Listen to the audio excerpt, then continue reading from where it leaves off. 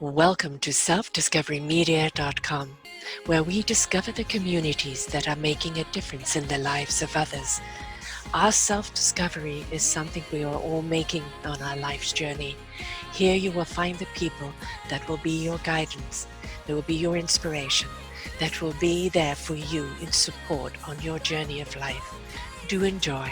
Our next show is... Good morning, good afternoon, and good evening, everybody. Welcome back to another edition of Choose Positive Living right here on selfdiscoverymedia.com. I'm your host, Sarah Troy, and my guests are the lovely Kim Howie and Nancy Werteen. Am I pronouncing that right? You got it, yes. Great, wonderful. We're going to be talking today about something that is absolutely essential in everybody's life, and that is the power of the pause. Pause, people. Stop reacting. Stop rushing towards something. Pause, think, feel, take a breath. Just, stop for a moment and gather yourself. That pause is essential in our lives, and especially right now. They have the wisdom correlation.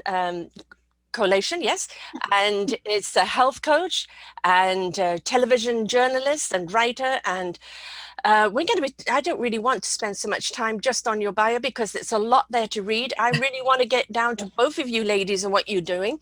We have a wonderful online course that we're going to be talking about a little later. I mean, you've got this fabulous book that you've put together, and it's actually a really good looking book as well. And the power of a pause, how turning inward in the catalyst is the need to find more joy. Boy, do we need more joy right now. And, we're at a stage in life where we're already paused for the next chapter. And nobody knows what this next chapter is going to be. And, we haven't even got over the last chapter. And, it's rather like the Game of Thrones meets The Walking Dead. You're hanging on the edge all the time. And it's like, I need a breath. How do people take a pause, ladies? Welcome to the show. Thank you. Yeah, you want to start? Well, I think that the form of the pause really doesn't matter. But what matters is, as you said so eloquently, is taking that moment to take a breath and to just stop and to look inward and really to understand what it is that you want and what it is that is standing in your way, like what's happening inside of you. And that's what we call, the mindset, and sort of making a plan for how you can go forward, because we feel that it's very important to be intentional about finding joy. And you really can't do that if you don't take a look inside and see what's there and make the space for it. Yeah, and I'm thinking about what you were saying about how we're in the midst of a pause, but I think that that unintended pause, sometimes we have to pause within the pause, right? We might be stopped, but we're not necessarily turning inward, and we're not connecting with who we are and who we want to be in the world. Yeah, I think we're in a stage of hysteria, and I think people are, it's just like being wound up and wound up and wound up, and everybody's at this combustion stage, and it's not the kind of pause we want before you explode. We want you to take that deep breath, and just like all the answers lie within, connect with your source. All the answers are there, but you can't find it in that clenched fist stage, can you?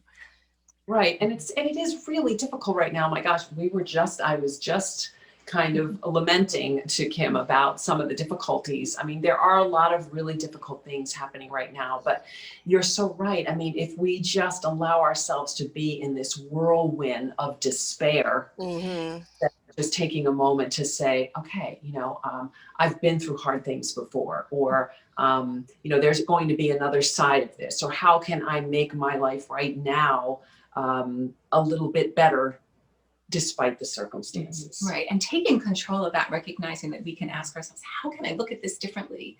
Making the intention to move forward with some positivity. You've got at the back there a poster, wisdom, joy, energy. And the thing is, wisdom is knowing which knowledge is relevant to your situation in the now. The energy that you use in your now will bring you joy or will bring you despair. What is it that you're feeding? And if you are caught up in the whirlwind, it's very hard to give it positive energy. And you have to really step out of it altogether, don't you? In order to go, this is not my energy. And if I wish to bring that positive, wise, joyful energy in, then I need to go in. It doesn't happen exteriorly. It happens internally. Whatever energy you're projecting is the energy you're going to receive. Yeah, absolutely. Well, and I think too, what you just said is, you know, having that separation, that space between your thoughts and recognizing them as such. You know, I'm having the thought that, and that creates the space between that spiral that's going on in your head, and then realizing, wait a minute, I can change that. I have control over that. Yeah. And that picture behind us, that's actually our wisdom symbol. And what it stands for is living your life from the inside out, so that we don't allow those outside circumstances to influence what we've built inside. So we say with our wisdom symbol that you have to fuel your core energy with joy and radiate that out. And so that when these outside circumstances that are difficult and challenging and that runaway train, we can stay peaceful and joyful on the inside. Yes, I interviewed a monk that actually takes his clients into Times Square when Times Square is open, you know, when it's the hustle and the bustle. And he shows them how to meditate amongst the chaos. And really that pause is that meditative state, isn't it? It's being able to be still in the eye of the needle, in the eye of the storm. And very often when we look at a storm, we get caught up in the whirl. But if we just kind of close our eyes and choose to be still, go inwardly into the silence, into the peace that lays within, the storm will happen around us, but not to us. Absolutely. Well, and also recognizing what is within our control and what is outside of our control, because so much of what's happening around us is outside of our control, but how we choose to respond to that, that's within our control. And what Kim and I do for each other, we coined a phrase that we are each other's positivity partners, so that we work together to help each other with that. So, you know, many times good-naturedly, we have friends and we call them up and what do? We sort of say, you know, oh my gosh, this happened and it was awful, and that happened and it was awful. And our good friend listens and oh, that's so unfair, and I can't believe that happened to you, and it continues this cycle, and so what we say is, you know, we try to break that for each other. Well, how can I help you to look at this differently? Or sometimes we've even called each other and said, I need you to help me reframe this. I can't really see this differently. I'm really struggling with that. And so imagine if your good friend and you decided to do this and said, like, listen, we're going to really work on helping each other be positive. That makes a world of difference. And not everybody can have that opportunity, but we encourage you to try to say to someone else, would you be my positivity partner? Would you help me with this? Yeah. Could we do this for each other? And if you can't find anybody, then turn to us. That's what the Wisdom Coalition is. We can be the positivity partner for you if you don't have somebody personal. Right. Yeah. And what Nancy was talking about, sort of that downward spiral, we all know what that is. We've all been there and felt that. But the truth is, the opposite is true as well. There's an upward spiral. And if you can help each other in that direction, it's really life-changing. It's very important, I think, to find, you know, someone there that you feel you can talk to. And I'm thinking of Laurel and Hardy. I watched actually the movie on their life, which was amazing. But one of the gifts that they had was their sense of timing, of the way they knew each other, the way they could pull off their stunts, their jokes, the whole performance was because they were so in tune with each other. They knew exactly which way the wave was going. And that's why they always came across, even though supposedly opposite, you could see the succinctness with them. And I think we all need that in our lives, don't we? We need someone that gets you, that you don't have to explain yourself. They can tell, hey, come on, love, bring it down a notch, and they can actually honestly speak to you like that without you feeling offended. So if we can't find it within our spectrum, especially in our early stages of self-discovery, we need to go to people like you who clearly have got that together. You're definitely in sync here. And have some people there that just, no judgment, no judgment, no punishment, no nothing, just I'm there for you. I'm there for you. Don't we all need that? We do. Yes. We do. And Nancy and I talk all the time. We're very different people, but we complement each other in many ways. And we're also really accepting of each other. Right. Every part of us that's different from each other, you know, we embrace in each other. As a complement to each other. Yes. Yeah, it's an important thing to have. Not everybody has that friendship there that they feel, you know, that I don't want to oppose my friend, my problems, you know, this is my shopping friend, or this is my lunch friend, and they wouldn't get it. They wouldn't understand. And I think this is where a great deal of depression comes from, and disconnect, you know, from life, because you feel like you don't belong or you've got no one to go to. Well, and I think that first of all, we created the Wisdom Coalition together. We work together and everything, but I think the key to it is that we take the time, we take the pause to really tune into each other. Many times we've said to each other, our relationship is the most important thing. Or many times one of us has said, you know, this or that happened, and I'm making up a story in my head that you felt like this or you felt like that. You know, we take that time, we take that pause to clear up misunderstandings, to talk about what our goals are for our relationship, to reassure each other that we really care about each other. And those are things that are, they're just really important. You need to hear that. Right. And we create this psychological safety with each other, that it's okay to be vulnerable. It's okay to be yourself, to show your imperfections and your flaws, and to air out any of that discomfort that we feel. And all the things that we do with the Wisdom Coalition, so everything is based in the science of positive psychology. Kim just got her master's degree in that, and we say sometimes I went along for the ride, because she'd read something and say, oh, this is so fabulous, and then I'd read it, and then we do a podcast on it, and you know, all these things are science-based with measurable outcomes, and we love that. And so whenever we think through, like, is this something we should share with our Wisdom Coalition community, we talk it over. How does it relate to our lives? And sometimes to our detriment, because it feels like every time we bring something up, it then presents itself in a difficult way in our life. But we think long and hard about, you know, is this something that's helpful to people? How can they relate to this?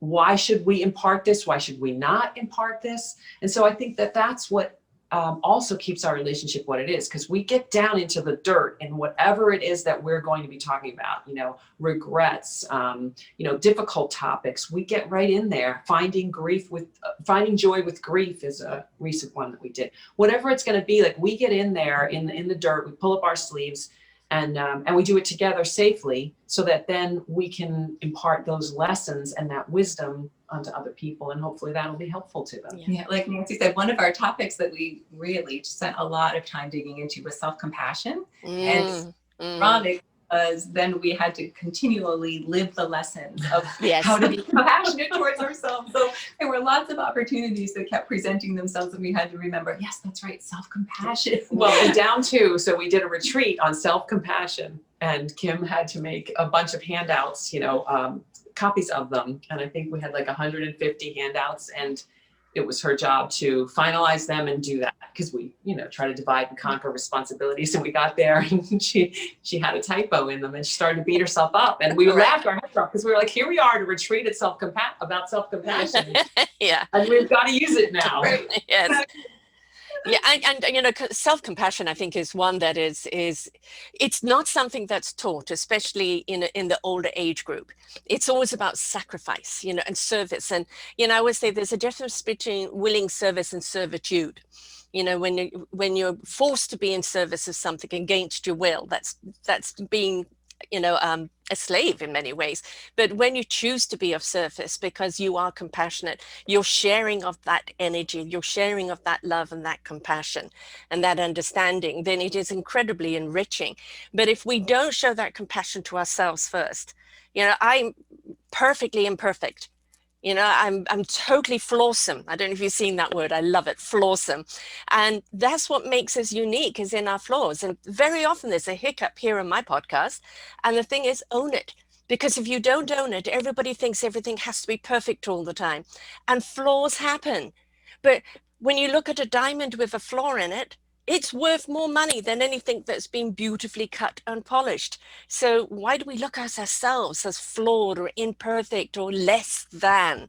So that's kind of really where we have to start, isn't it? Well, yeah, definitely. And then the common humanity, the shared experience that we have as humans. we all make mistakes, but yet there's Yes. something about when we make the mistake, when somebody else makes a mistake, you're like, oh, everybody makes mistakes. But when we make a mistake, how could I do that? And, we start to berate ourselves in ways that we would never, ever treat anyone else. And as you know, self-compassion is so much more than making mistakes. I think that whatever happens in my life, since we've been digging so far into this self-compassion, if I get angry, if I'm ruminating on the past, if I'm worrying about the future, I can always pull self-compassion to help me, to say, it's okay that, that I'm hung up on this or that subject. Let me see what I can do about it. It's okay that I feel angry. That's a really simple concept, but to me was really life changing, because as you said, in that quest to be perfect, I had a lot of trouble with trying to just accept it all, right? Accept it all. And when we talk about self-love, that's what we say. It's not that you just want to love those good parts of yourself, you want to love it all. And so the self-compassion, I think, just goes that one step further, that in this time, for example, of, taking a pause during the pandemic, what do you need? Sometimes to just be compassionate with yourself that, this is really hard. And when Kim introduced self-compassion to me, because she's done so much of the research, and that whole idea of talking to yourself like you would a dear friend, that just blew my mind. And I really struggle with it, but boy, when I can do it, it is just makes the difference between feeling good and feeling lousy. Yeah, and I think too, like the acknowledging the pain. Yes. Because I think we want to just jump right over that, right? And nobody wants, it's uncomfortable to sit with that pain, but acknowledging it without judgment, just it is what it is. And then not taking it on as a label. You are not your pain, but you are feeling your pain. Because I think oftentimes, we want to, like I said, just either ignore it, we want to push it down, we don't want to feel it, or we get caught up in it. So it's sort of just acknowledging it. Okay, it's there. I don't want to pretend like it's not, but I also don't want to be stuck here. So I want to feel it. I want to then heal it and move on. Yeah, I always say it's okay to tap into your emotions. Each one of your emotions is an indication of what's going on around you. But the thing is, don't get stuck in emotions and become emotional about them, because they're an indication. I'm mad. What am I mad at? Sort it out. I'm happy. Gee, what's making me happy? I've got to do this more often. I'm feeling hurt and pain. What's causing this? Deal with it head on. Because if you don't, it grows and grows and grows deep until you've forgotten what even started it in the first place, but becomes a snowball effect. And people become emotional about the emotions and they can't get out of them then. You had a phrase for that, having thoughts about your thoughts. Oh, metacognition. Thank right. you, So it's thinking about what you're thinking about. Yeah. You get caught up in that too. You're going to get lost in that spiral of thoughts. So what if this and what if that? Yes. We become our own soap opera. Yeah. So Kim has this mantra, and she's got a lot of sayings that she throws around that are awesome. But my very favorite one, and the one she probably says the most, is that everything's unfolding perfectly. And so, whenever there's a challenge in your life, I think you want to be like, why did this happen? And how am I going to get this done now? And, all these things. But when I've spoken with Kim as my positivity partner and said, I can't believe this happened, and how am I going to, what am I going to, blah, blah. And she'd say, it's unfolding perfectly. And all of a sudden it just stops. It just stops all that stuff, because it's like, well, okay, if I go with that, if I believe that, then okay, it's all, even though it doesn't look like it right now. Yeah, I call that the poorly wrapped gift. Right. I call it allowing, just allowing. Sometimes you just have to surrender and allow. I'm navigating a path that hasn't been navigated before. So there isn't a manual, there isn't a map. And I just have to allow that all I know and all I need to know in this now will be there on every step that I take. So I call it the allowing. We love to live our life kind of quote by numbers or by a manual. Now you must do this, and now you must do that. And we do things very methodically in thought. But one of the things that I find really big is the detachment from the head intellect to the heart, soul, and spirit intellect. And for me, it's feel your knowledge, because when you feel your knowledge, that's the wisdom of the soul, heart, and spirit coming together. And then the mind will know what it needs to know when it needs to know it. Do you find most people get stuck in their head instead of attaching themselves to the heart, spirit, and soul? Oh my gosh, absolutely. And when you say detachment, to me, that's like detaching from the outcome, right? That's the allowing. Like, okay, it's this or something better is one of the things that I like to think when I have, something in mind that I want it to turn out this way. I'm like, this or something better. But I think that, the unfolding perfectly is often found sort of in the benefit finding and hindsight. So after the fact, it's hard to see that in the moment. Oftentimes we get carried away with, this is not the way I wanted it to be, and this is not the intention I had set, but it's okay, it's unfolding perfectly. And when I look back in the future, I'm going to see why things happened this way. Yeah. There's always a reason, isn't there? Right. I find that an awful lot of people are kind of waking up.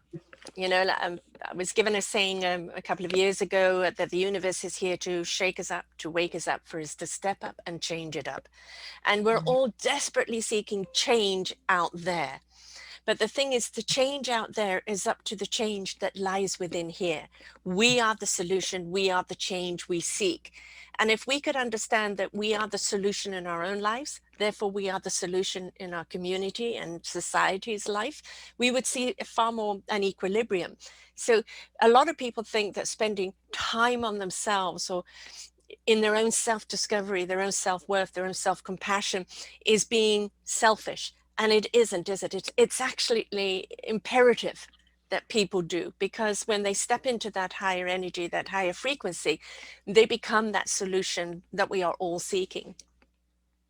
Yeah. Well, and that goes back to, the whole thing with the wisdom symbol and your mindset. We've done a lot of interviews about our book and about our online programs that are mindset management programs. And some people say, like, well, what's your mindset? Like, what do you even mean by that? And to me, it's just tuning into what it is that's in there. It's tuning in and listening. It's stopping and just hearing the way you're speaking to yourself and what you're saying and why you're saying those things, and trying to figure out who you want to be. Right. What your values are you operating, cognizant of what they are, and then moving in the direction of them at all times. Because I think oftentimes we'll say, well, this is really important to me. But yet when we look at our actions, we're actually moving away from what's important to us. So it's taking the time to recognize that. Yeah. And you talked about the assumption before. This expectation. Society's put an expectation on us that we've all got to be but like that. And when we look at other people that aren't, we assume. And, I like the Don Rose things of, don't assume, ask. Ask. You don't prejudge someone, ask. You're not in their shoes. You're not where they're at. If you ask, and then you have better understanding. But most of the time I find that you will meet people that you need to meet as a reflection even of yourself. And it becomes a very big healing thing, doesn't it? When you have that kind of reflection, that why am I drawn to this person who's so troubled? And it's a reflection of the troubles within you. And if you start dialoguing about it, both of you can set yourself free from it.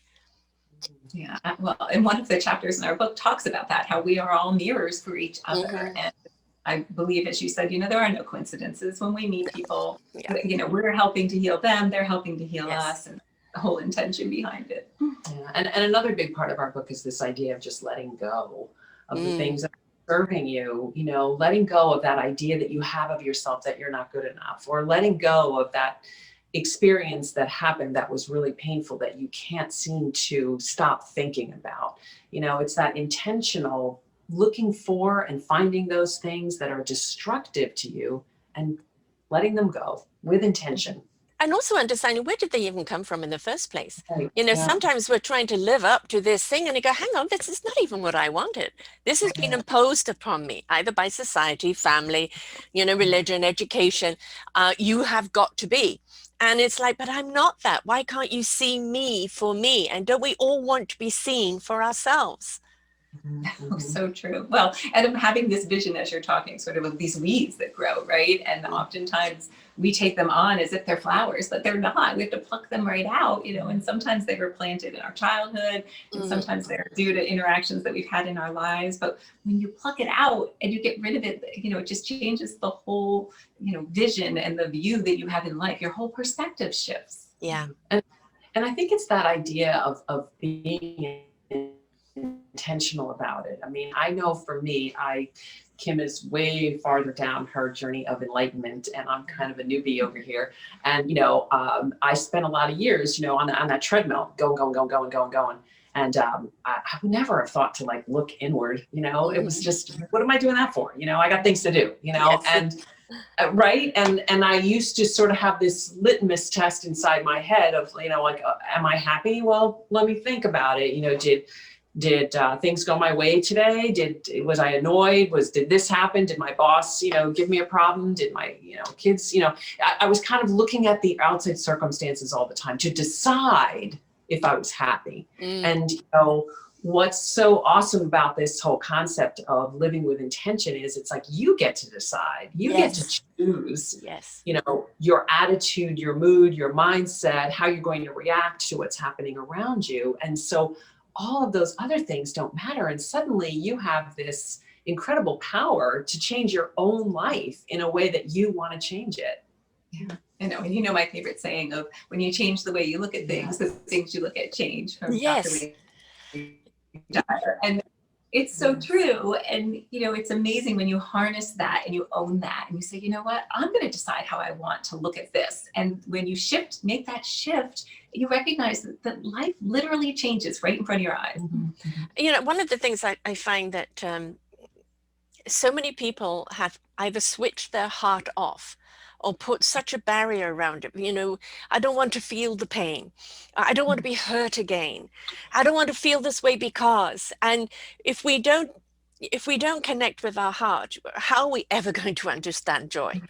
The joy is in the simple things. It's the autumn leaves changing. It's our children's laughter, puppy dogs running around all happy. We find joy in such simple things. But if we aren't connected with our heart, we're not going to understand what that joy is. Well, and I think, of course, nobody wants to feel pain. It's painful, Yes. So yes, you want to avoid that at all costs. And what's so interesting is this whole idea of letting the pain in and feeling it and then letting it out versus I don't want to feel it. I don't want to feel it. I don't want to feel it. And then it's just still there. And then you never really take a look at it and resolve it. You never really pull it out and understand it. You're just letting it sort of be in there and simmer around and influence the way that you live your life going forward. I can't be this because of that. Right, happened. exactly. Kind of a bit like the rusty tin man. I can't move anymore. Well, and the fact is you can't selectively numb emotions. You can't be like, well, I'm not going to feel the pain, but I'm going to feel the joy. It doesn't work that way. No. You're either feeling or you're not feeling. Yeah. And it's okay to feel the pain. It's like, I always say for many people on this journey of self-discovery, it's like, them being pregnant with self and then giving birth to self. And, you have the indigestion, you have the fatigue, you have everything else that goes on with it, and you go through the labor pains. But, once that child is put into your arms, you forget everything, right? The exuberance, the joy, the heart pounding, holding that child. Well, once you've kind of given birth to yourself and you see who you are now, everything that you went through in order to take yourself to this place is so worth it. And a lot of people are too scared to go through a process, aren't they? Isn't there a downloadable app? Isn't there a quick pill? I don't want to go and do that. It's too painful. But we have to go through that if we want to have that exuberance and that meaningful purpose on the other side. Yeah. So we had a little internet issue, so you were a little garbled there. Okay. But we got the whole gist of it. And I thought it was actually, a really great analogy of childbirth and pregnancy, right? Because you've got that time, those 9 months of, germination in there that you're creating this person inside of you. And I think that that's perfect. And really recognizing that we create ourselves, we find ourselves and we move forward in the knowing of who we are and owning that, with pride, recognizing that, unapologetically, right? Right. Yeah. Unapologetically ourselves. Yes. Yeah. Yeah, and that I think is other words that we need to look at. It's and I'm I'm in Canada, so we're always teased for saying sorry, and we say sorry for everything. I have a cold, I'm sorry. It's as if it's your fault. What are we apologizing for? Sometimes it feels like we're almost apologizing for our existence, and it's like, who do we owe this apology to? No one. I'm here. I'm flawsome, I'm abundant, I've got a lot to give, and I don't need to apologize for being me. You can take me or leave me, but I'm not going to apologize for being me. And it's rather liberating when you can get to that state of being, isn't it? Yeah, it is. But, I think that's a long, hard journey. And there's a lot of people that are not there. And there's a lot of people that I think need to hear this message, because I think that people spend a lot of time, unfortunately, not thinking those ways about themselves, but thinking very destructive ways and very pessimistic ways, and kind of just going through their day. And with no plan, no intention. And, the other thing that when we used to have 2 retreats a year. Of course, with COVID now, we aren't really able to do that. But, I'm always so shocked at the pain that people carry around, because we have these retreats and we get, a bunch of women in a room and we start talking, and it's 5-10 minutes before somebody's just crying because they've never taken this time in a safe place with other women that care about them to really explore whatever it is that's going on inside and whatever it is that they're holding on to. So it's, and I think that now in this time of the pandemic, there's so much uncertainty. And as you said before, we like things in a neat, we like to know things. We want to know what happened. And this is what's really hard, but nothing is certain ever. There's a lot of uncertainty now because we don't know, if our kids are going to be going to school or, tomorrow or the next day. Everything's uncertain all the time, even though we want to think it's not. No. Exactly. We have walk around with this illusion of control over so many things in life that are outside of our. Yeah. But one of the things I wanted to kind of piggyback on when you were talking about the pain that really erupts in the events that we have, it's because people take off that metaphorical mask. We have a wobbly. Folks, stay with us. Sorry, we had a wobbly there. We're all aware because of COVID, but now these metaphors trying to believe in. We had a wobbly. Oh, yes. So I'm not sure how far back to go, but the metaphorical. Okay. So we walk around with these metaphorical masks on, trying to fit in and trying to people please, and we carry around this armor. We're protecting ourselves from the outside world. But when you put all that down and you allow your true self to be seen, the pain just starts to bubble up. But that's so necessary. You've got to feel that. You've got to feel it, and then you've got to let it go. Because when we don't do that, when we don't feel it and heal it, it gets stuck in us. And I'm a big believer in dis-ease. Yes. That creates disease in the body. So, unfortunately, that, you've got to deal with that in order to get it out before it turns into disease. I mean, we're very lucky today because, again, with the internet, with podcasting, we've been able to do programs through these mediums like Zoom. There is really no excuse. There's somebody out there for you. The reason I do these shows is that it's an orchard of wisdom ready for the clicking. And there's somebody here you need to listen to that you're going to resonate with and want to reach out to. So it's like a big, huge yellow pages. We have people out there that can help you on your journey, on your various journeys, because somebody may help you through this phase, somebody may help you on that phase. But the point is to understand they're guardians. They're there to guide you, give you skills and tools to apply to yourself. But you walking one foot in front of the other in your life is of your own wonderment. your own exploration of what is out there for you. And what people like yourself are doing is giving them the skills and the tools and the abilities of what to carry with them moving forward and what to leave behind because it's weighing them down. So can you talk a little bit about your online course and how that helps people do that? Yeah, well, I was just thinking that when you were saying that, because our online courses, we have two of them right now that individuals can take advantage of. The beautiful thing about mindset is that it's ever changing, and we feel they're called mindset management workshops because as your life evolves, you sort of need to maintain your mindset. I mean, you take care of your car, you take care of your health, hopefully, you take care of your dog, you take them to the vet to get a rabies shot, whatever it is that you do. So this is the way that you should give a checkup to your mindset. Yeah. And so I am a big believer in applying knowledge. So, we want to give you the tools, but you have to use them. If Yes. you don't use them, you're not going to completely, number one, buy into the fact that they work. Yeah. And number two, you're not going to remember them and they're not going to become habitual. So that is a big part of our program too. So we impart the knowledge and we provide the tools, but then we have exercises where people apply the learnings into their own lives so that they can become habitual. Yeah, and that is, the main thing, isn't it? I'm just going to put my glasses back on here now because I can't see a thing without them, and just read a little bit of what you've got in here. The power of a pivot, how changing your mindset can bring you more joy in every aspect of your life, which is really, really important. Managing your seasonal stress. Now, I do shows on this every year, and let's just talk about that for a moment because we are going into season.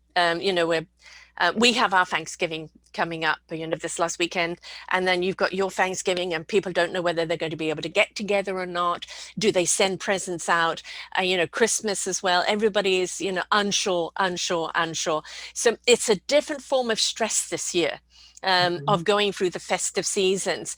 And I think it's very important. Every year I do, a seasonal stress show because it's important we're not trying to outdo my sister or outdo my mother or outdo this one, and I've got to overbuy because that one buys big presents, and we get ourselves worked up in the stress factor here, and we get caught up in the what's perfect, and really when it comes down to it, your love, your care, and your compassion for each other is one of the greatest gifts you can give.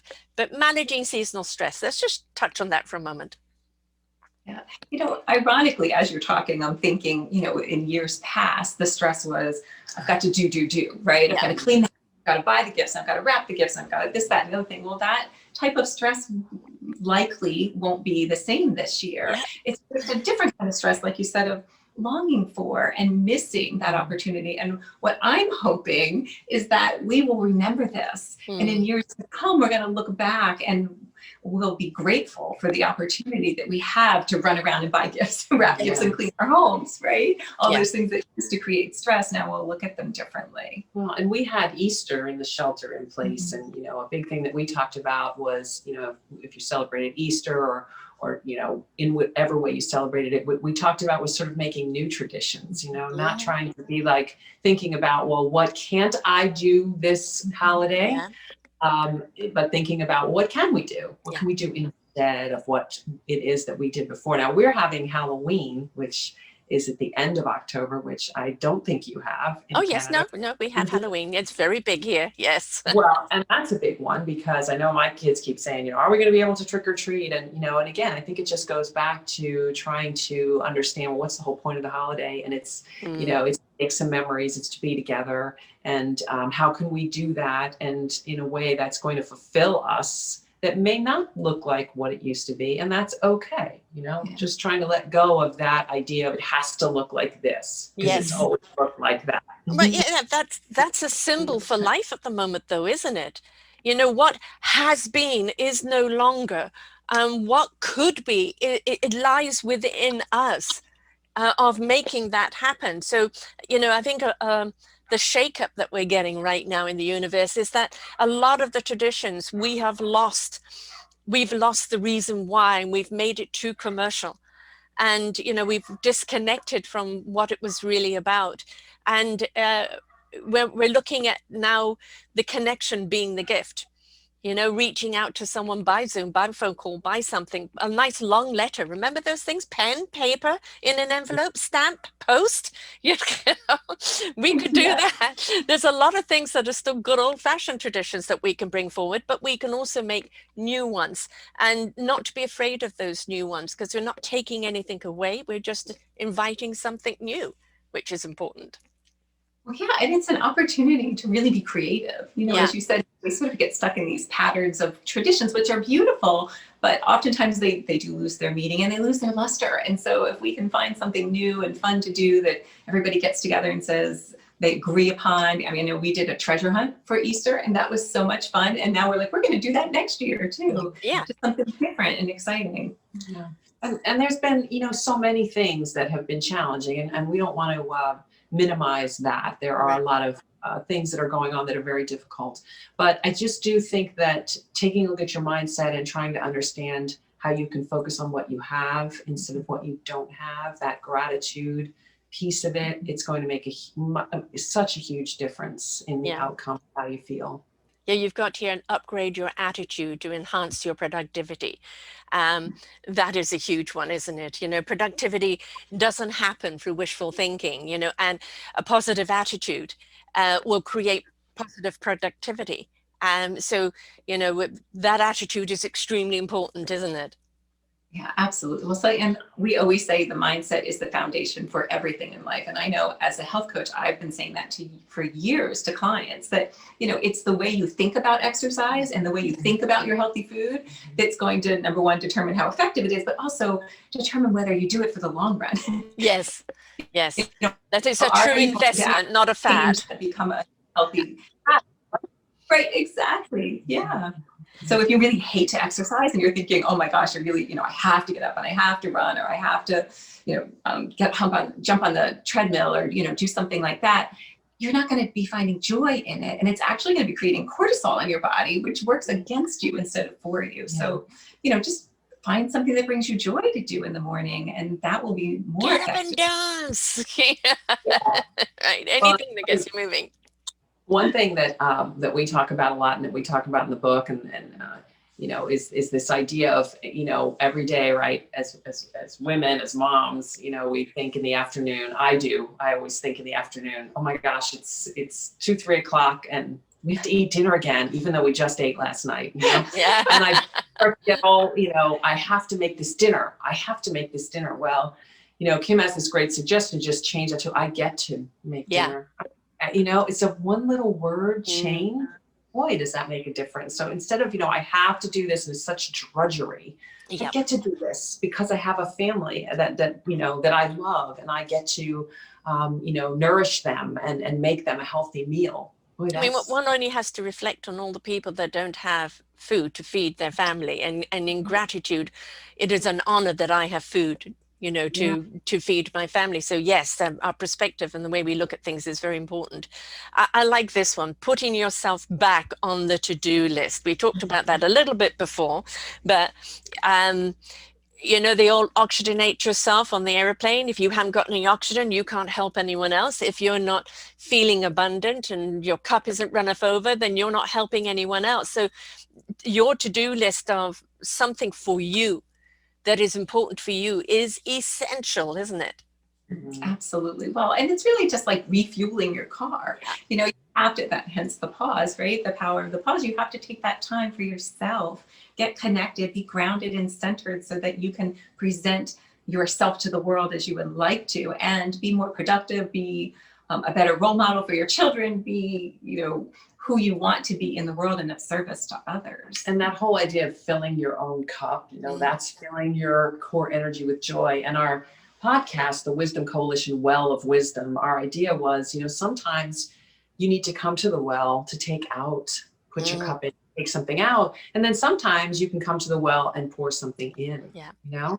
And so it's that whole idea of filling yourself up first, figuring out really how you can do that. Some people, I think, don't even know, you know, some of the exercises that we do sometimes when we have workshop seminars is, you know, trying to get people to understand what brings them joy, you know? And of course, you know, people are going to say money. Well, no, that doesn't bring you joy.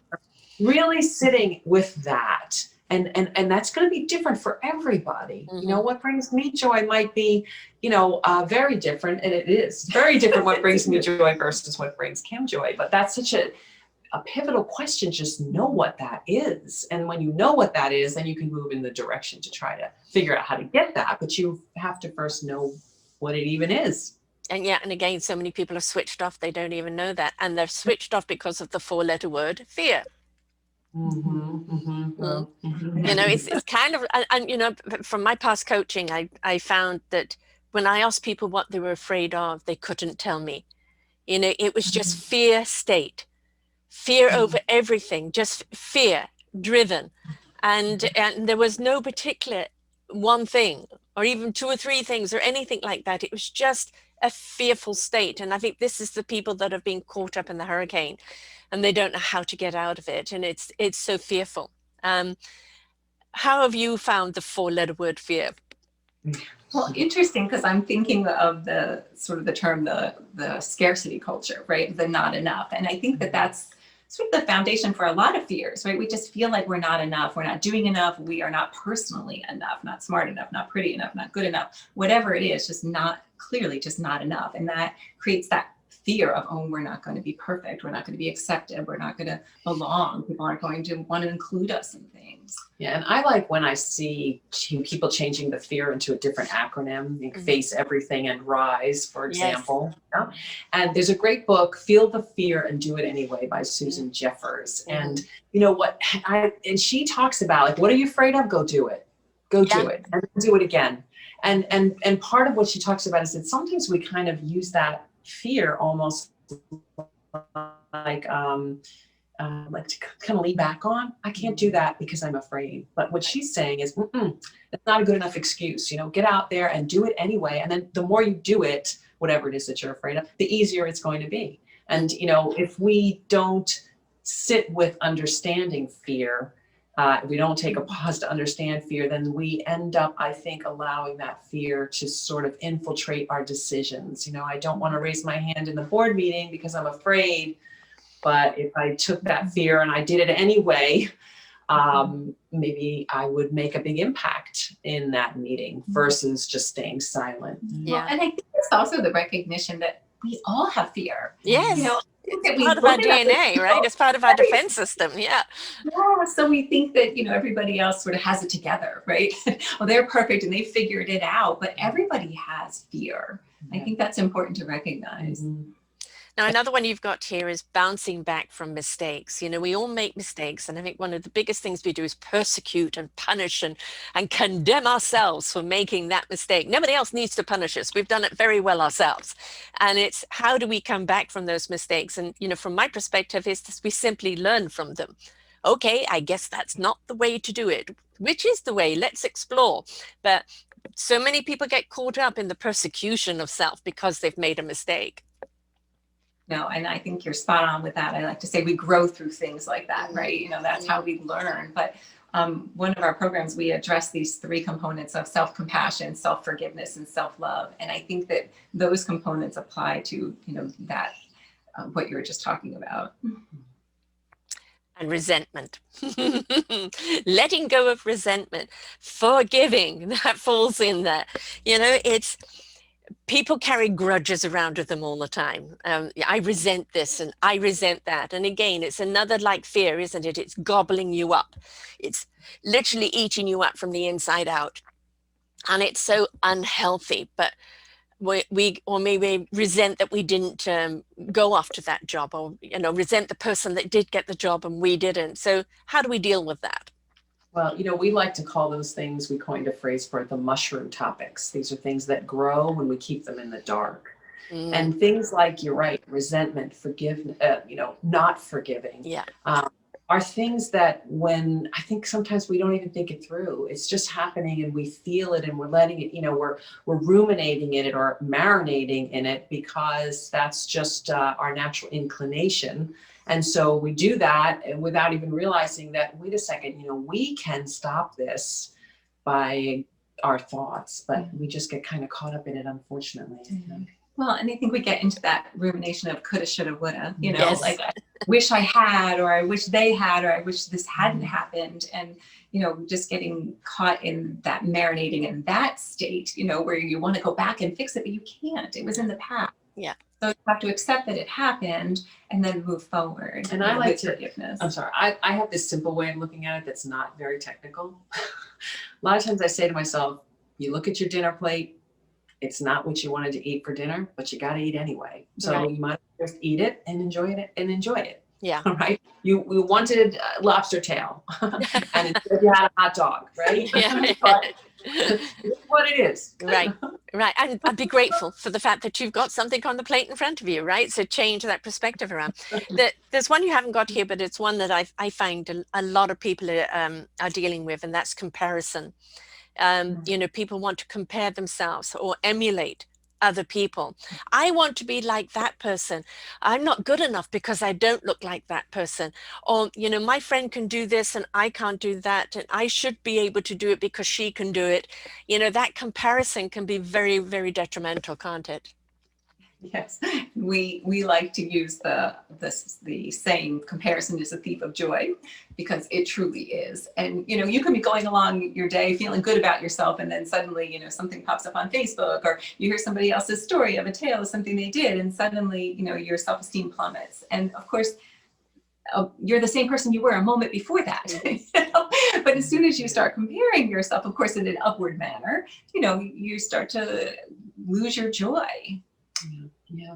And the reality is that, again, not very enlightened, but, for example, I have 2 daughters, and, sometimes, I see them doing that comparison thing, and I say to them, listen, I got a newsflash for you. There's always going to be somebody prettier than you. There's always going to be somebody more talented than you, but you run your own race. And, one thing that Kim always talks about is comparing yourself to your former self. Yes. That's okay if you want to grow, but if you're going to try to be at the top of that heap, man, you're never going to get to the top of that heap, because there's always going to be, if you're going to compare, you're always going to find somebody that's your definition of better, right? And which is subjective anyway, but so that's I think a really important thing to just kind of think about is why and who you're comparing yourself to, and just none of it even matters. All right. And you want to have healthy striving, right? Yeah. We all want to be ourselves, but when we hold ourselves up against sort of what we consider to be perfection, which there is no such thing,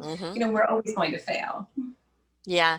And it's we're all beautiful instruments in life, and it's just learning to play that instrument and bring it to our orchestra of life.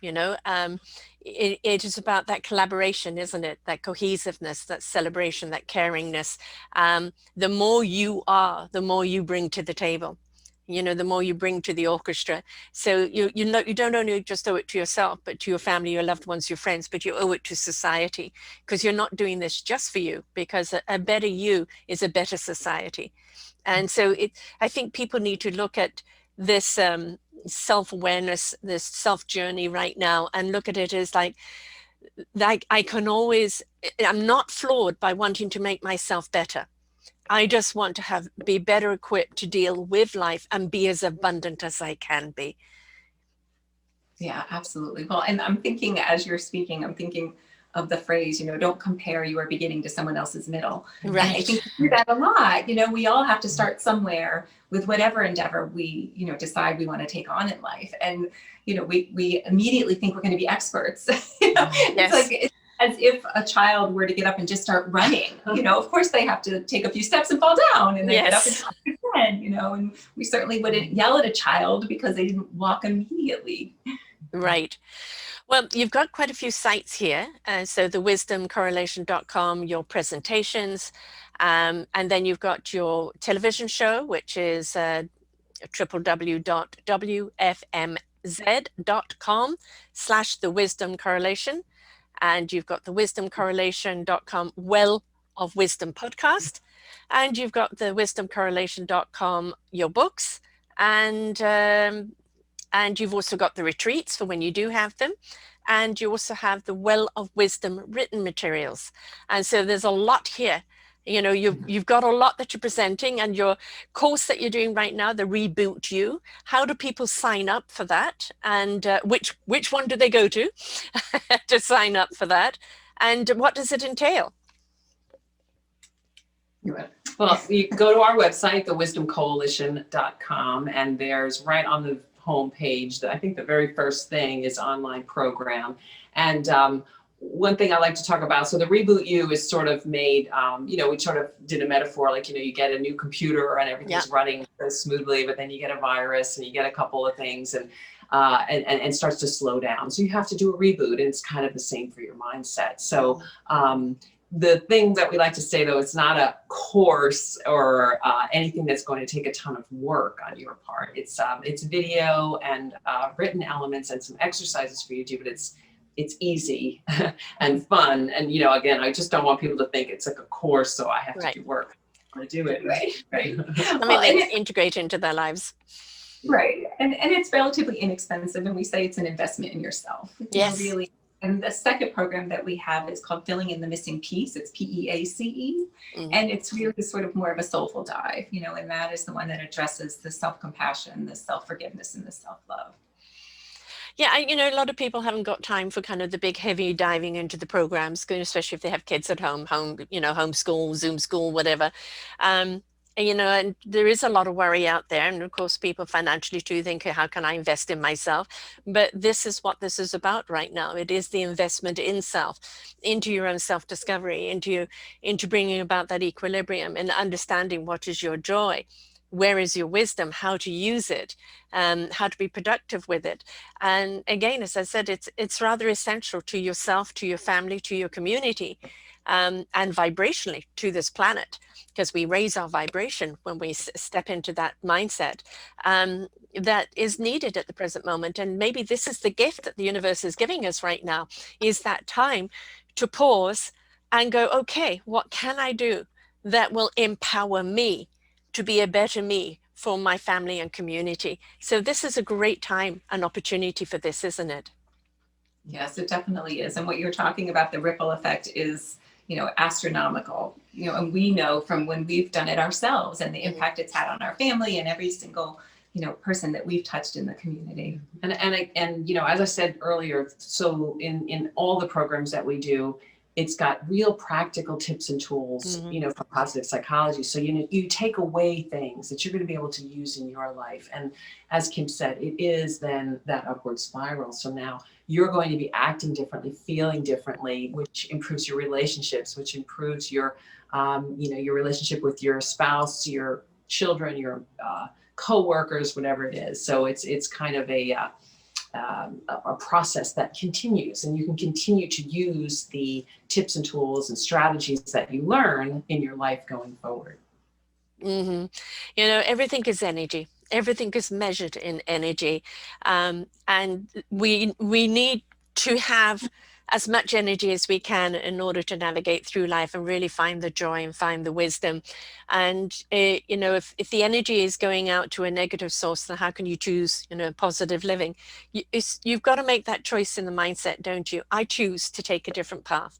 I choose to learn more about myself. I choose to learn about more of who I can be and who I want to be.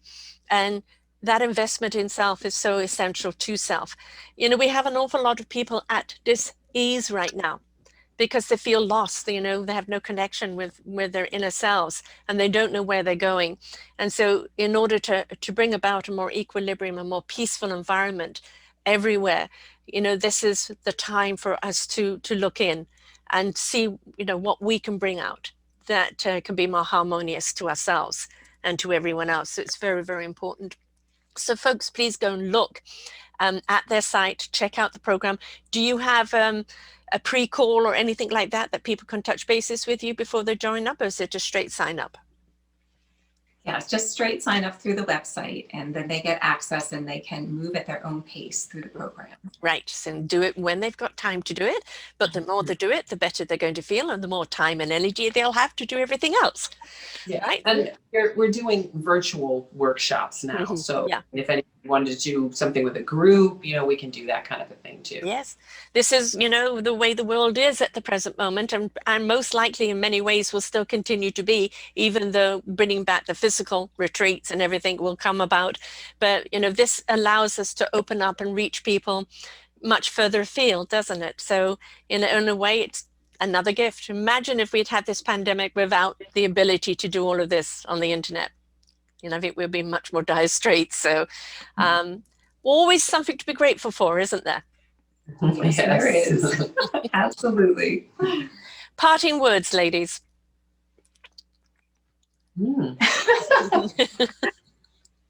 Well, I mean, I think the one thing that we talk all the time is that, joy is a choice, and we differentiate, and you'll say this more eloquently than I do, but we differentiate between, the difference between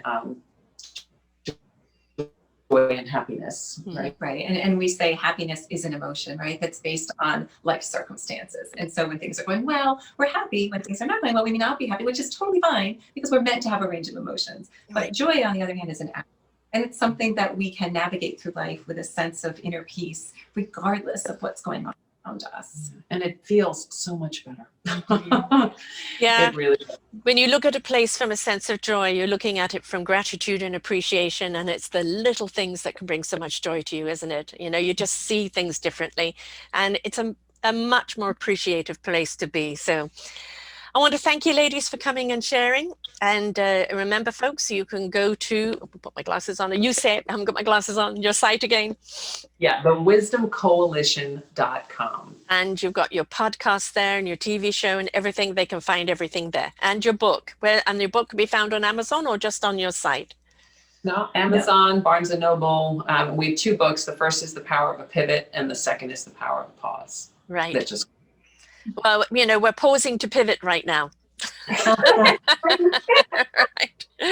So, before you pivot, pause, and where you're pivoting to, do you want to go there, and what do you need to do to be ready to go and pivot? So they need both of your books and they need your course. Or you need your program. Oh, thanks very much, ladies. Be safe and be well. And to everyone else out there, remember, all of the answers are right here. You've just got to apply yourself to them. Remember, life is about participation in your own life, in your own well-beingness, so that you can participate more abundantly in everybody else's life. So until next time, folks, bye for now. We hope you enjoyed the show. We look forward to bringing you more shows. Please go to selfdiscoverymedia.com/shows, and you will see the incredible lineup of genres and shows that we have for you. We are here to make a difference in your life. Thank you for listening.